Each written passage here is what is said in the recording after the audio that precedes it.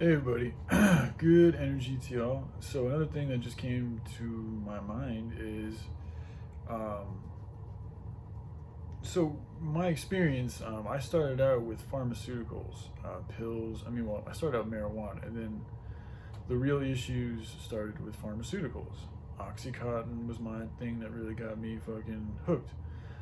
And dealt with that for many years, and a lot of it was because my mother had been prescribed oxycontin for many years, pretty high dosages for a while too, so easy access. So yeah, I would five finger quite a few pills over the years. So um, but I bring this up not to confess really, but that is kind of what happened. But I wanted to share that in my experience, pharmaceuticals, it comes from big pharma. I've made a video about the codices and how they represent. Their symbol is all about buying and selling and being liars.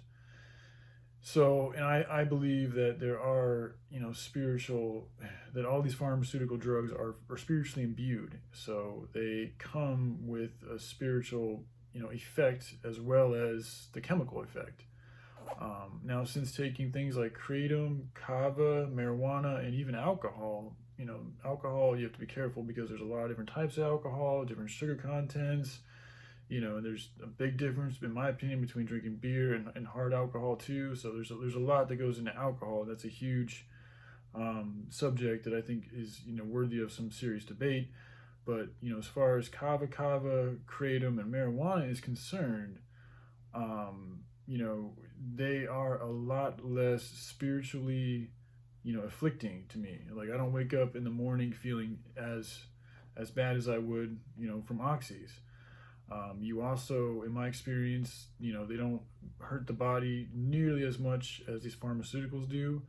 And I've taken a lot of kratom before, and I've never once like really gotten to a point to where like, oh, I feel like I should go to the hospital.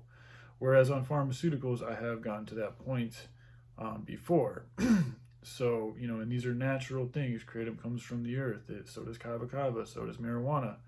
Now, it could be said that even marijuana, you have to smoke it in order to really get an effect. So I really do think there is some serious healing properties in both kava and kratom. However, they do need to be used in proper amounts, spaced over proper time periods, and work on a weaning program. Or honestly, if somebody has a stable motion for a while and like they're doing good work, and like this amount seems to be keeping them doing good, I don't think it's wrong to allow them to continue on that level for some time.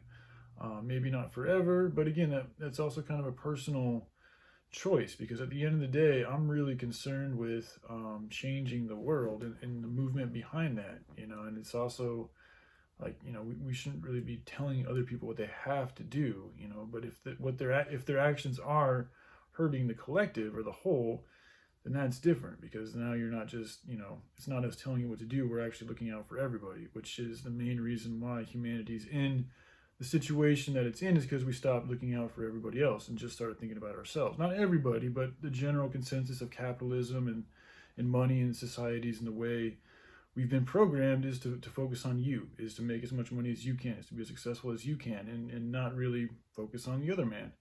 So with that being said, we can't allow, I don't think it's good to allow, these type of, toxic behaviors to spread to the collective.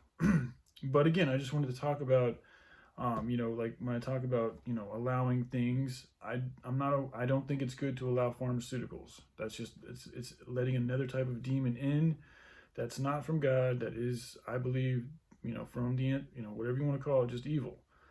And in my experience in using both, I have found that I feel much better in a number of different ways using herbs, as opposed to the chemically, chemicals like that they put together, like oxys and benzos and Xanax and all these other things. It's just a different way it affects the body. And you have to think too, like these people know their shit. So they know kava's out there. They know kratom's out there. So it's like, why aren't they choosing to use that to help people out? Why do they have to come up with all these other crazy drugs?